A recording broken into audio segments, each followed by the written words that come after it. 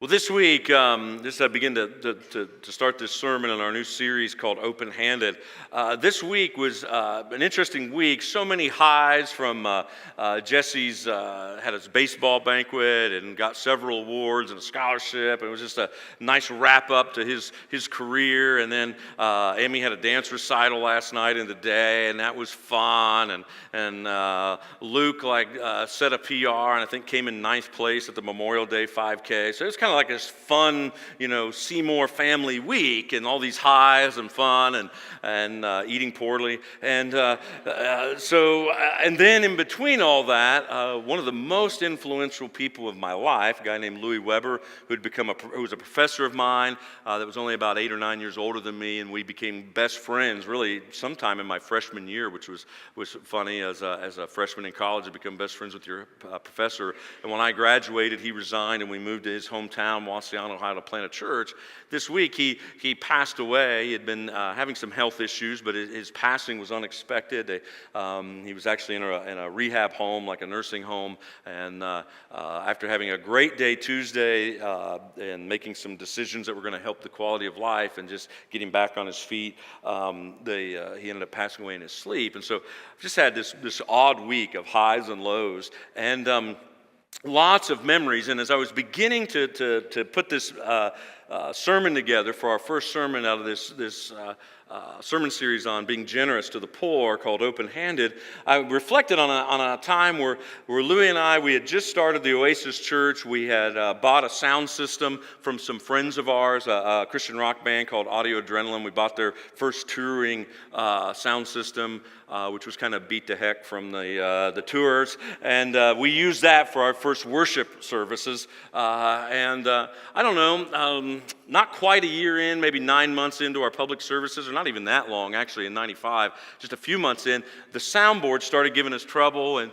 there was one authorized repair guy in the city of Toledo, and he was in one of the worst neighborhoods of Toledo. As you kept getting closer to his place, there was more things with chain link fence and barbed wire around it and bars on windows, and it was the only time in my life, the second time, the other time was in Carroll when they put the exit in, but it's the only time in my life where I saw a McDonald's that closed. Just because, you never see a McDonald's close, but this neighborhood was so run down, so awful, and the McDonald's looked bad, and they hadn't covered it up, tried to hide that it was a McDonald's. It just looked like a McDonald's that kind of fallen in on itself. The golden arches weren't so golden. So we finally go into this place, and he says, yeah, I'll call you this week. I'll give you an estimate on this soundboard, and da-da-da. And so we talk, whatever, and we leave. He calls us a week later, gives us an estimate. The estimate was just crazy expensive, more than what a new one would cost. And so we said, we'll just come down and use it while we can, and then buy another one, because there were sections of this board we could still use. So we go down there, and when there had been no bench fee ever mentioned or anything else. But we go to pick up this soundboard, and Louis and I are there. We're in the church van, and the guy goes, well, it's going to be, I don't know, several $100s. I can't remember now, but I said, for the estimate? And he goes, yeah, that's a bench fee. Well, he'd never mentioned the bench fee. There were just lots of things, and it seemed to be just an arbitrary number because he knew we needed the thing back and to use it. And I can't remember, whatever it was a pretty ridiculous bench fee. And so we were upset, and he just kind of treated us really, really bad. Incidentally, years later, Louis ran into this guy at a funeral, and the guy came up and apologized. But anyway, we're mad. Finally, we had no choice. We're going to have church. We needed the board, so we paid the money, and we get in the church van, and we're doing the rockin' sockin', right? The Fred Flintstone cussing, and some of it probably wasn't as Fred Flintstone as it should have been.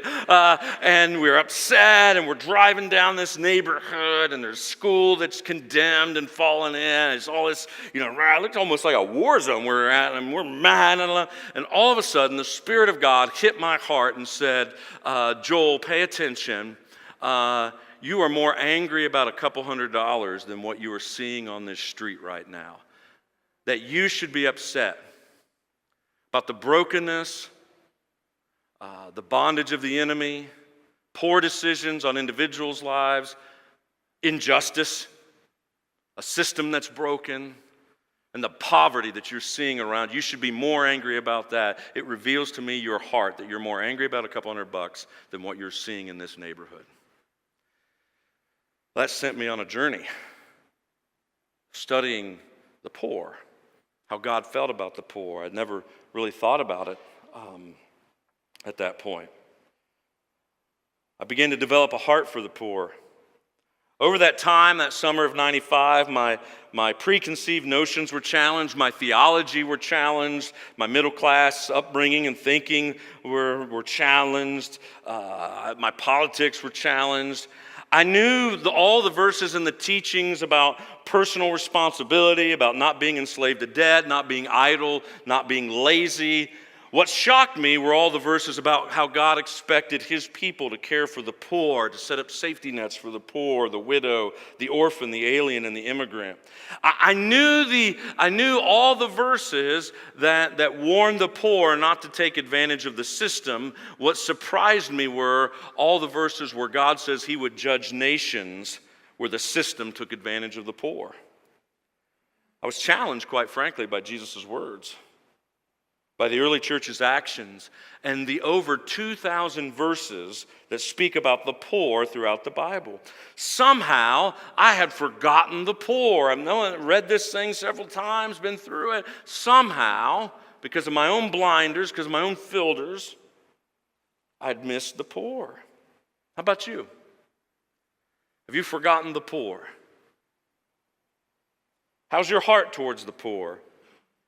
Perhaps you're like me, you just think, well, the poor, that's kind of like one party's plank in their political agenda. Or maybe you live all the way to the other side and you just think, well, man, the man is stepping on the little guy. Maybe that's how you think of it.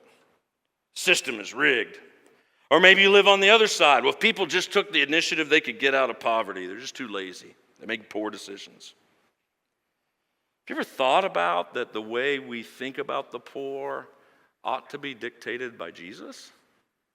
How he thinks about the poor?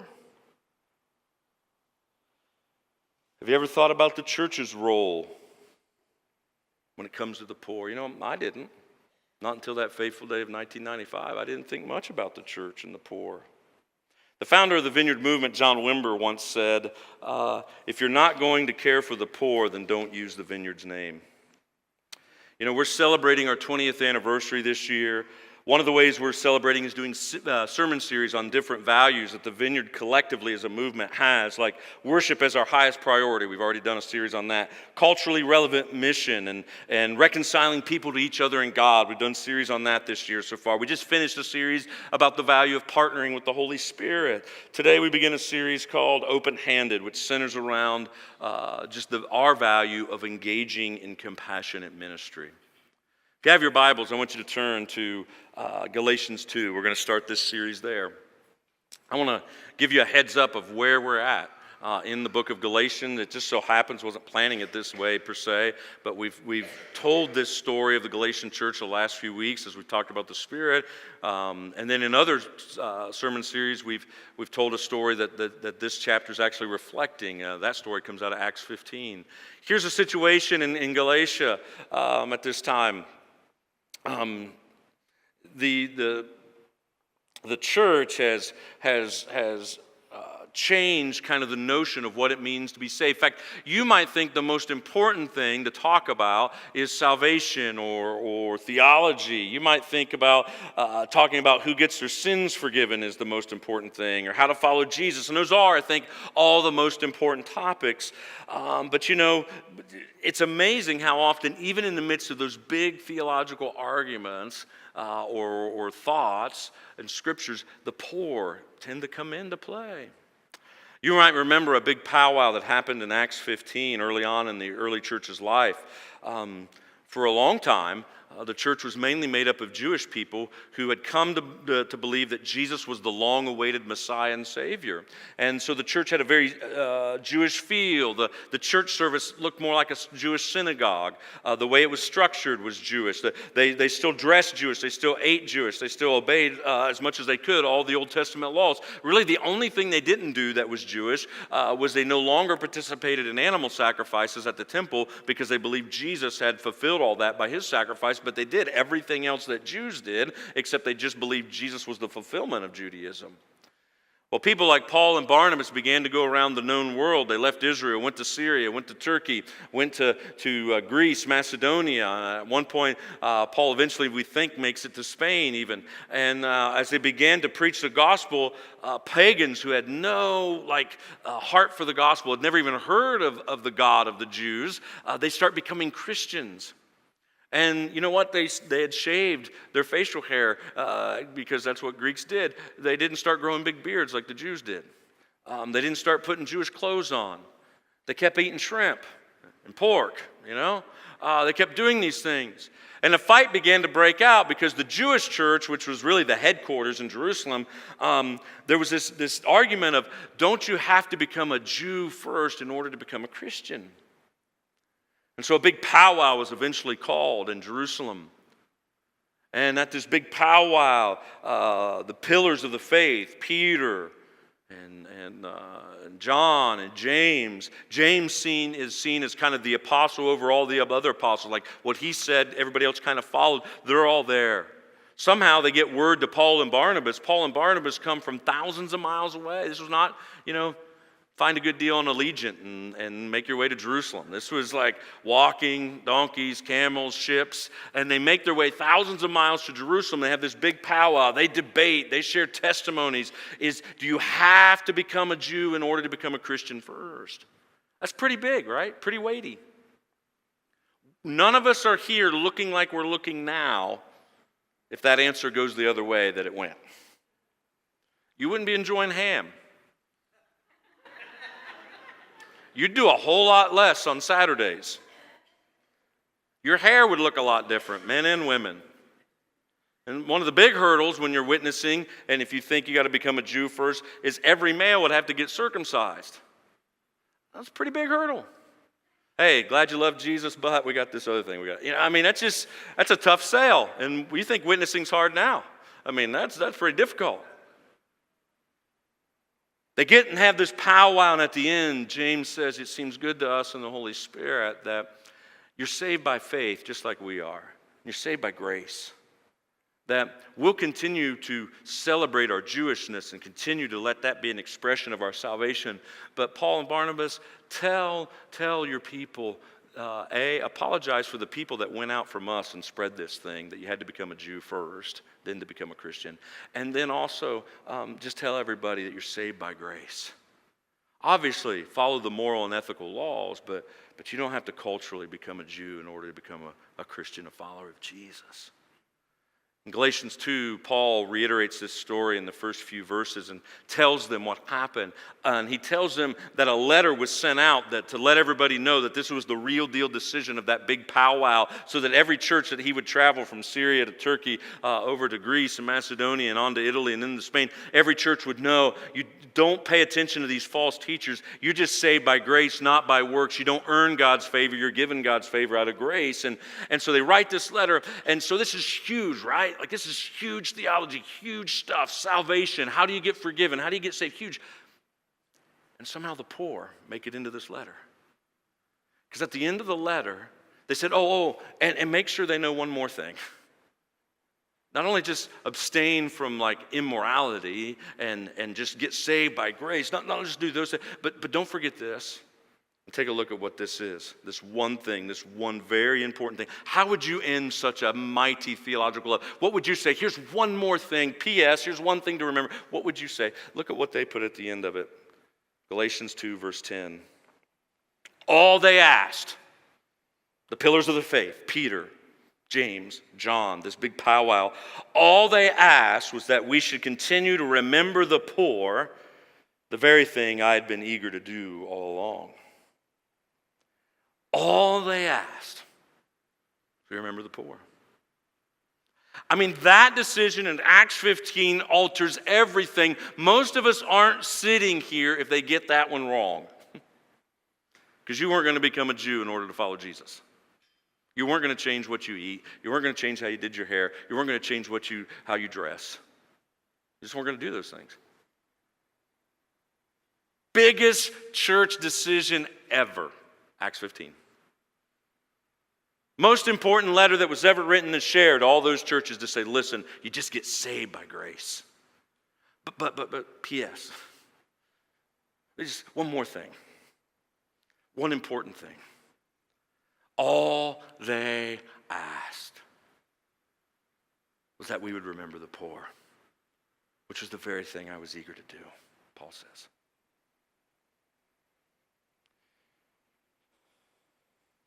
The one thing, remember the poor. I don't know about you, but when I read that verse and I understand the historical context like I just shared with you, it makes me think, wow, the poor is a pretty big deal to God. I mean, biggest theological letter, biggest theological decision the church has ever made in its 2,000-year history, and the P.S., the most important thing, hey, add this to our letter, is remember the poor.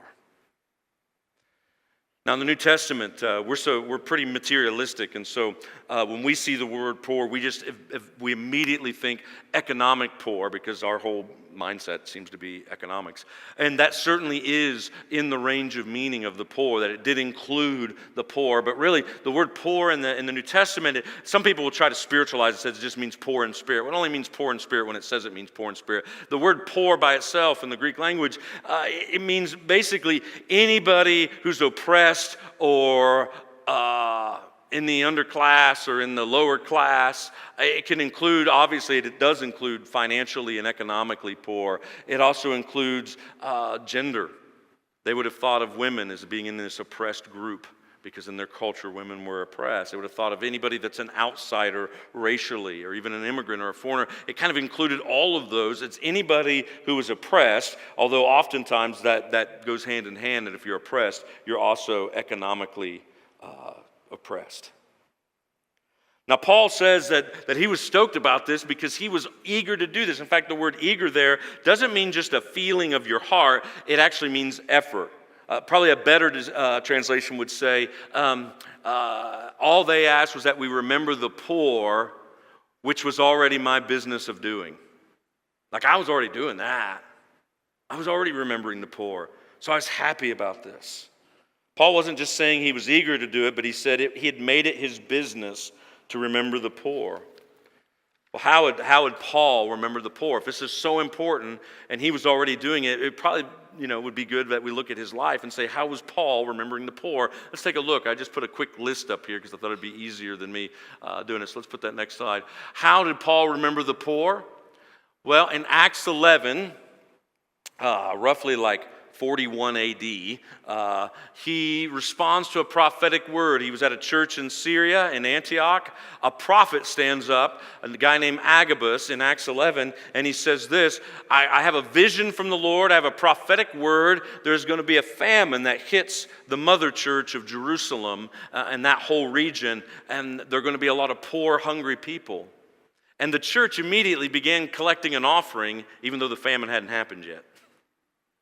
And so you see that he remembers the poor because he gives action that when there's a need. In fact, we know from history, not church history, but just history, we actually know that there was a famine that hit the country of Israel pretty hard.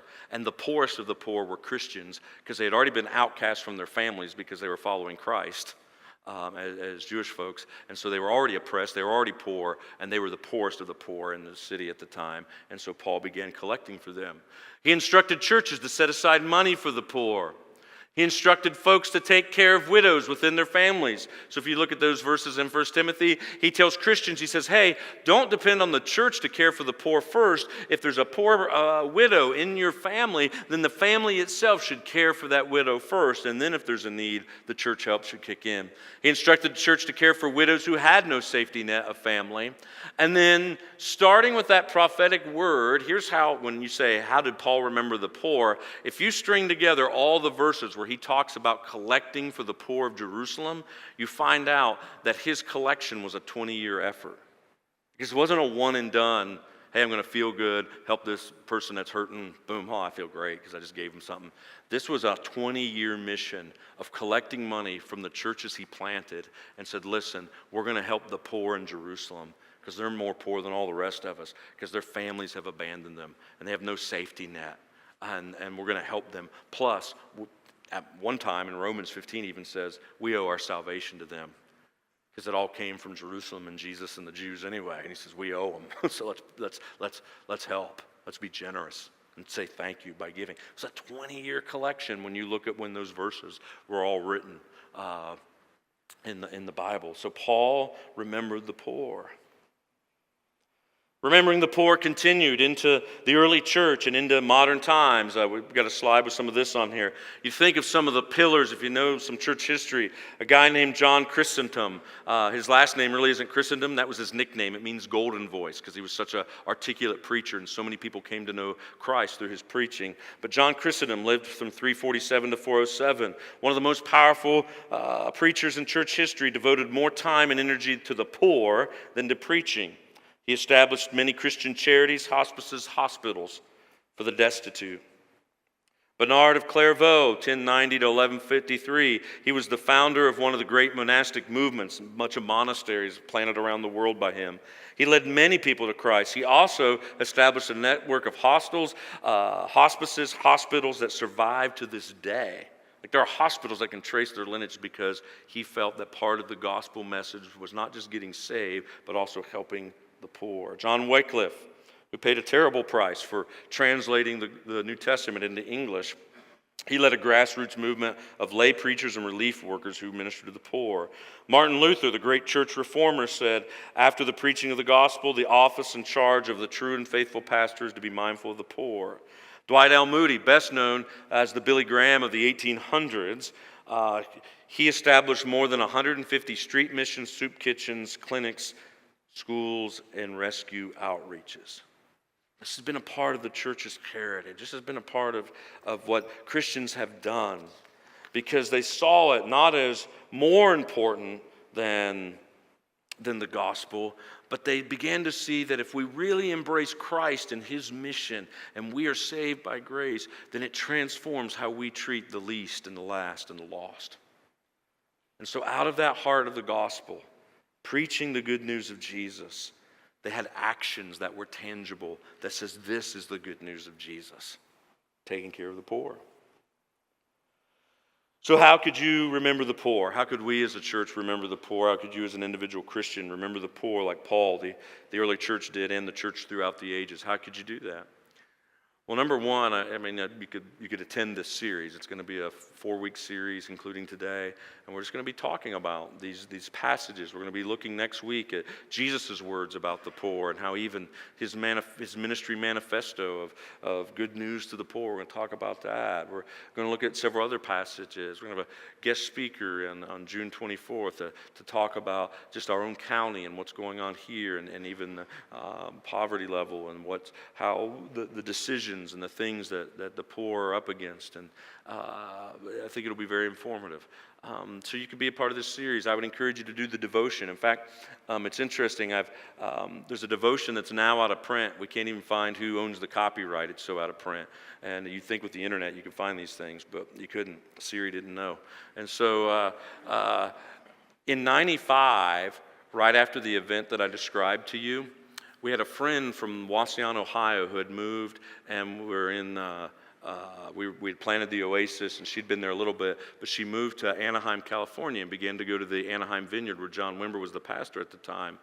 And we get this box in the mail with a letter, and the letter said, hey, last week, this was right around the same time period that I was going through my transformation of the poor. The letter says, hey, 2 weeks ago they announced that there'd be a new devotion that John had written for a company in the UK, a publisher in the UK, and Anaheim Vineyard got cases of it in case our people wanted this devotion. And when they announced it, I thought I should get you guys a case and send it to you. She goes, after I went to pick up the case, not knowing what the book was entitled or what was it about, I knew it was from God. She opens the case, and the name of the devotion was Oasis, the Gospel to the Poor, which was the name of our church in Northwest Ohio. And so that was the little devotion that led me after that incident in 95 I started with. That's the devotion that just propelled me into rethinking through how I thought of the poor. And so we've copied, not the whole thing, but each week you can get 4 of those, and you can get it one of 2 ways. We've copied them, and they're on the back tables. You can grab them when you leave, and they're just 4 front and back, or it's 2 pages front and back with 4 devotions. And the devotions you read, but there's questions, there's some assignments in there, and I would just encourage you to go slowly through it. Take 2 days to go through one of the studies. That devotion is what really got me deeper into thinking through the poor. So you can get it by picking it up when you leave. The other way you can get it is if you're on your bulletin, or if you send us an email, you could do that too. But on your bulletin, there was a check mark that you could receive that via email, and we'll email you the weekly study the next 4 weeks. So you can just save paper, save trees, whatever. And if you like to get it on your device and rather do it on your device, we'll send you a PDF of that devotion if you'd like it. So I'd encourage you to go deep in there. There's another practical way that you could begin to remember the poor, and here's a real practical way, and this is in your bulletin too. The Bed Brigade is a group of men in Circleville and Lancaster who noticed a gap, and that gap was there were kids who did not have their own bed, like bed frame and mattress. They were sleeping on the floor, couches. And what the Bed Brigade decided to do is to take care of that, and so these men build bed frames, and they are connected with Job and Family Services in Pickaway and in Fairfield County. And so when Child Protective Services goes in and they notice that a kid does not have a bed, they call the Bed Brigade because the bed is one of the check marks of if your child can stay or not, or if you're being reunited with your child, it's a check mark. You have to show that they have a bed and mattress. Well, the Bed Brigade build these beds out of wood, and then they've got to deal through somebody on mattresses for them. But they just contacted us last week and said they are out of sheets for their beds. Their goal was to deliver and build 120 beds each year. Last year, they built and delivered 296 beds. They're in short supply. They need twin extra long, I think that's what that means, XL, twin extra long sheet sets. These can be purchased, at Walmart or online through Amazon. If you have sheets to donate, you can bring them to the building next week, during the week, or even next Sunday. Put them by the mission slat wall. There's baskets there, and we would be happy to get them to the Bed Brigade. So that's a way for you to begin to remember the poor. All they asked is that we remember the poor, and remember the poor the early church did. After Jesus' resurrection, in the earliest years of the church, the Roman government struggled to care for the masses of widows and orphans that were overrunning society. Motivated by Jesus' model and realizing that the poor were being welcomed by Jesus himself, the early church addressed the issues of social struggle surrounding orphans and widows. Some scholars even suggest that this may have been the primary reason that the church grew like wildfire in the first few centuries of its life, because other citizens of Rome began to notice how loving and caring the Christians were, while society literally, not metaphorically, but literally, society was taking babies they didn't want and putting them on the curb, taking their sick people when a plague hit, taking them outside of town and leaving them in the desert so they would die. While society was doing that to people, it was the church who was taking on the poor, the outcast, and the unwanted. And many scholars believe that's why the church grew, because people saw that the love of Jesus was not just a talking point, it was actually an action point for the early church. It all begins with remembering the poor. Let's just stand for a minute, prayer ministry time.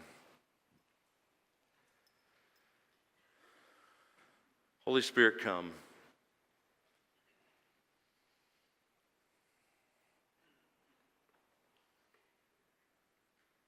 Sanctify our thoughts and imagination.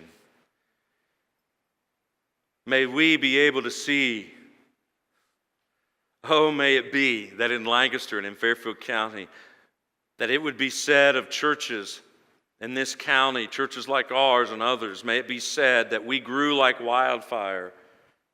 And one of the primary reasons was just because we lived out the good news to the poor.